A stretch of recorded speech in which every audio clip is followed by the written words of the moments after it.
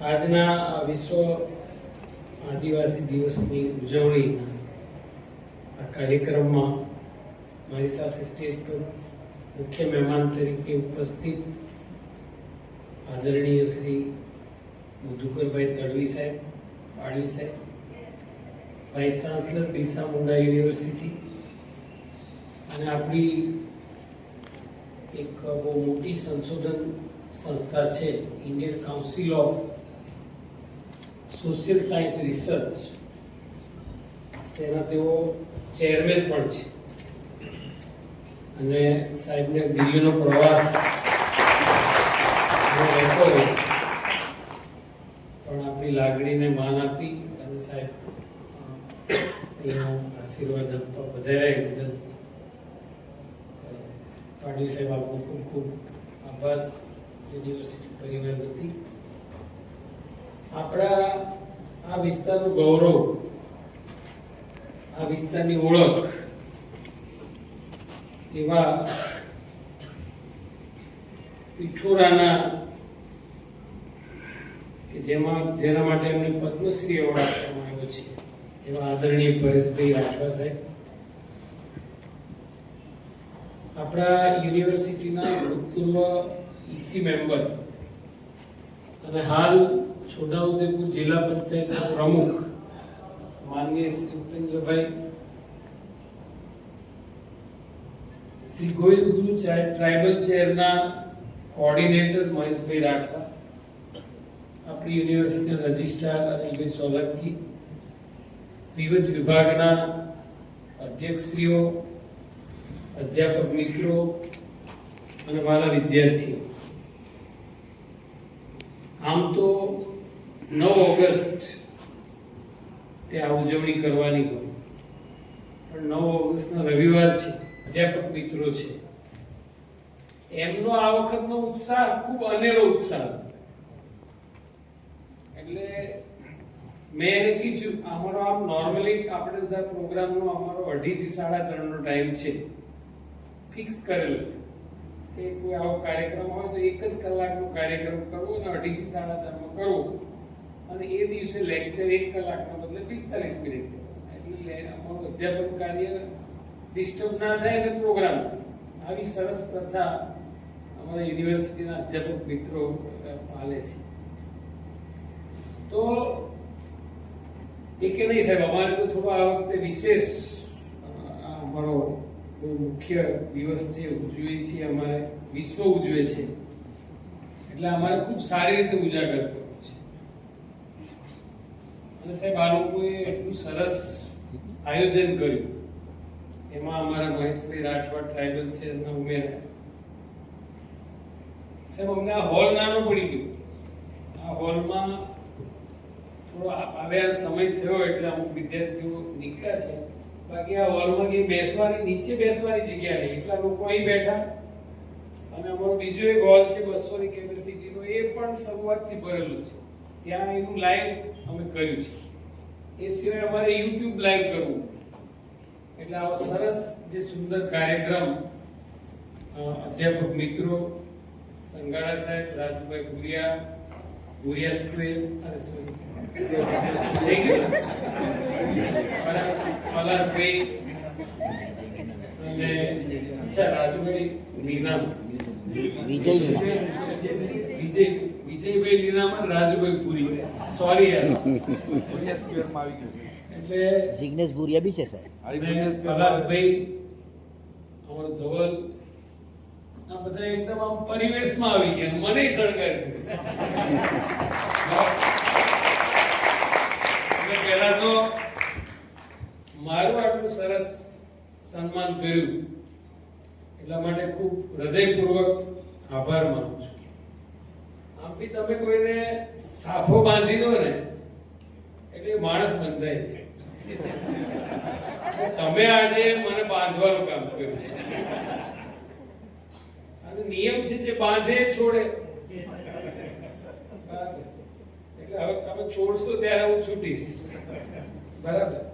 પણ તમે મારામાં એક બંધન બાંધી દીધું, એટલે હું આ બંધનને એવી રીતે લઈશ કે હું જ્યાં સુધી અહીંયા રહું ત્યાં સુધી આદિવાસી વિદ્યાર્થીઓની સેવા, જે સેવા પૂરી નિષ્ઠાથી કરતો હોય, એનો આ બંધન છે. અને આજની એ લોકો કે અમારે અમારી સાંસ્કૃતિક પરંપરા છે, અમારા જે રીત રિવાજો છે એની અમારે ઝાંખી કરાવવાની છે. એટલે મને એવું કીધું કે આમાં તમારે કઈ અમને કહેવાનું નથી કાર્યક્રમ કેવું કરવાનો છે. અમે કહીએ એ પ્રમાણે તમારે, અમે કહીએ તમારે ગેટ પર આવી જવાનું, તમારે ત્યાં આવી જવાનું. અમે તમને એવું કહીએ તમારે આ પહેરી લેવાનું, તમારે પહેરી લેવાનું. એટલે અમને કઈ સવાલ નહીં કરવાનો એમ. એટલે એવી રીતે એ લોકોએ મારી પાસે પહેલા જ પ્રોમિસ લઈ લીધું કે અમે આવું બધું કરીશું એમ. અને આપણને બધાને ખૂબ આનંદ થયો કે દાખલા તરીકે કોઈ વ્યક્તિનું પારંપરિક સ્વાગત કરે છે તો બે એના પગમાં ચાંદલા કરે, બે માથે. અને આમ બ્રાહ્મણ બી કોઈ પૂજા કરાવવાની હોય તો પહેલા થોડું પાણી છાડી પવિત્રમ પવિત્રમ આવું કંઈ કે એક્ઝેક્ટ નહીં આવે.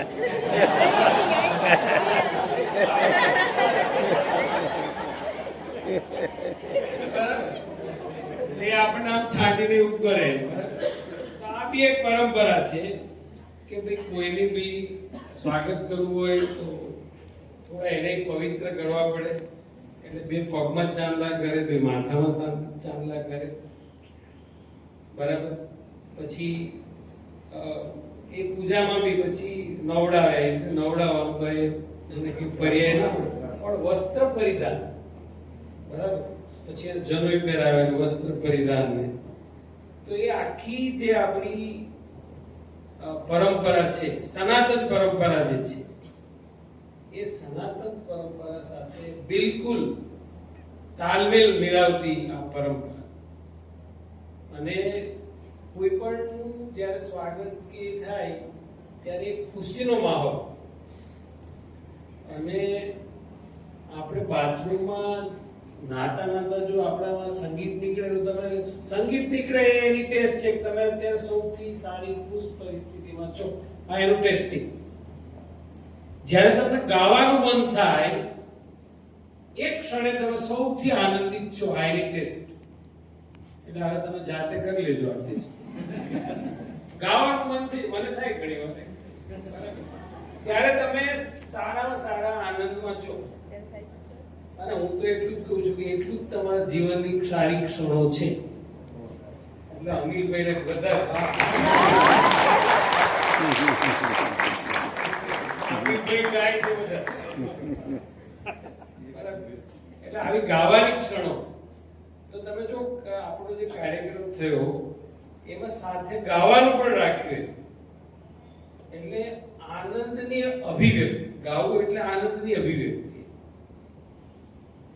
તો એ પણ થયું. એટલે આવી ભવ્ય દિવ્ય જે પરંપરા છે એના આપણે સૌ દર્શન કર્યા, એના સૌ આપણે સાક્ષી બન્યા. પરેશભાઈએ પણ કીધું કે આ પરંપરાને આપણે જાળવવી જોઈએ, એને આગળ લઈ જવી જોઈએ. બપોરે અમે જ્યારે પરેશભાઈ સાથે જમ્યા, આજનું જમવાનું પણ બધું આદિવાસી પરંપરા પ્રમાણે જ હતું. મહેશભાઈએ મને કીધું કે સાહેબ તમે આજે ટિફિન નહીં લાવો, બરાબર. એટલે મહેશભાઈએ મકાઈના રોટલા, અડદના વડા, અડદની દાળ, બરાબર, બધું રજવાડી ખાઓ, બહુ સરસ જમાડ્યા. એટલે આજના દિવસમાં એટલે તમારું બધાનું બાકી હોય તો મહેશભાઈને કહેજો. બધા મારી સામે એવી રીતે જોયું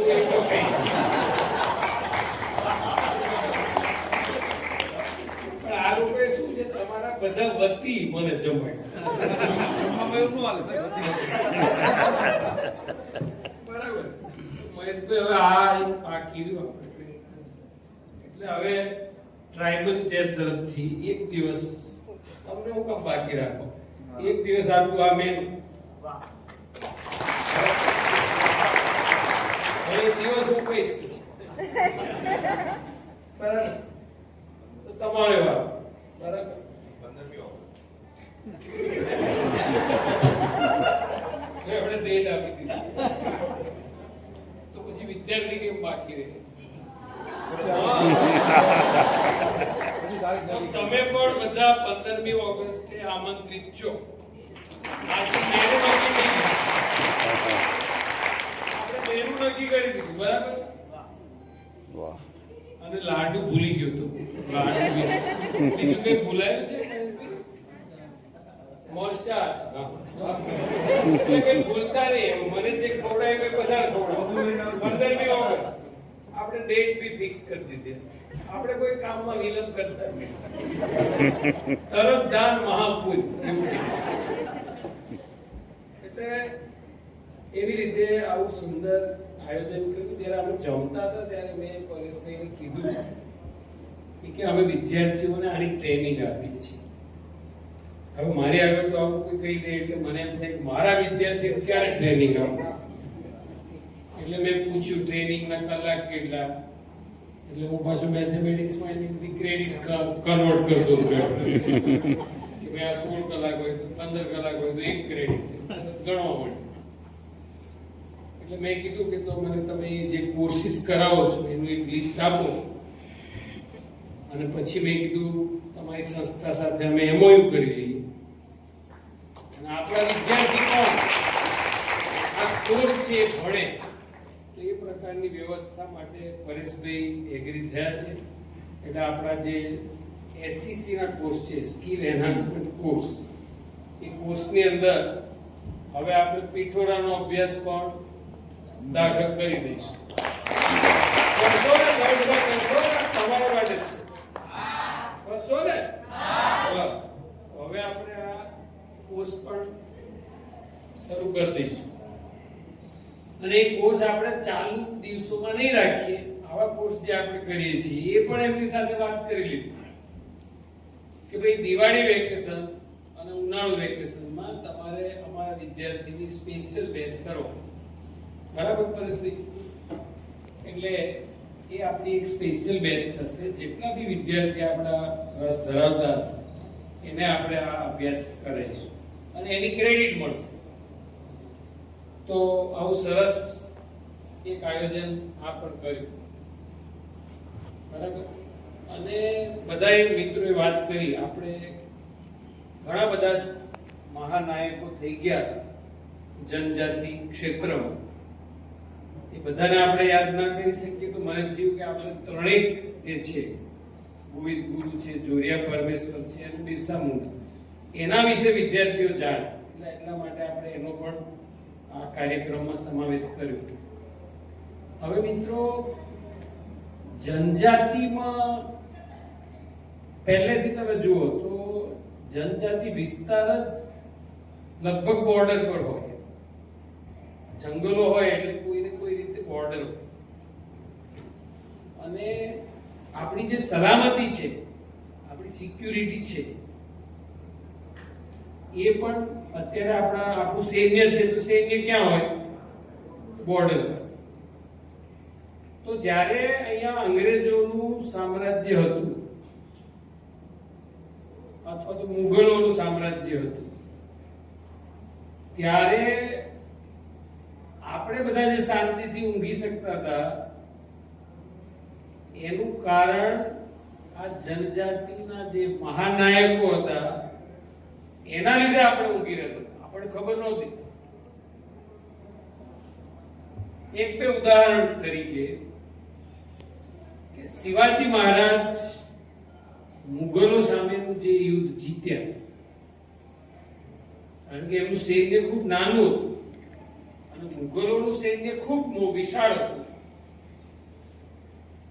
ત્યારે શિવાજી મહારાજને બી ખબર નહોતી, કારણ કે એમને તો મા ભવાનીનું વરદાન હતું. બરાબર? એને મા ભવાનીનું વરદાન હતું. તો મા ભવાની પોતે તો આવે નહીં, ભગવાન પોતે આવતા નથી, કોઈને નિમિત્ત બનાવે. તો ત્યારે જે શિવાજી મહારાજની જે જીત થઈ, એ જીતની પાછળ જો સંશોધન કરવામાં આવે, કોઈ મોટામાં મોટું કારણ હોય આ જનજાતિ મહાનાયકો છે કે જે મુગલોનું સૈન્ય હતું એ કેટલું વિશાળ સૈન્ય લઈને દિલ્હીથી નીકળ્યા હતા, તો એ સૈન્ય જ્યાં જ્યાં જંગલમાં ગયું ત્યાં અંતરાય ઊભા કર્યા. એને શિવાજી મહારાજ સુધી આખું સૈન્ય પહોંચવા જ ના દીધું અને પરિણામે શિવાજી મહારાજ જીત્યા.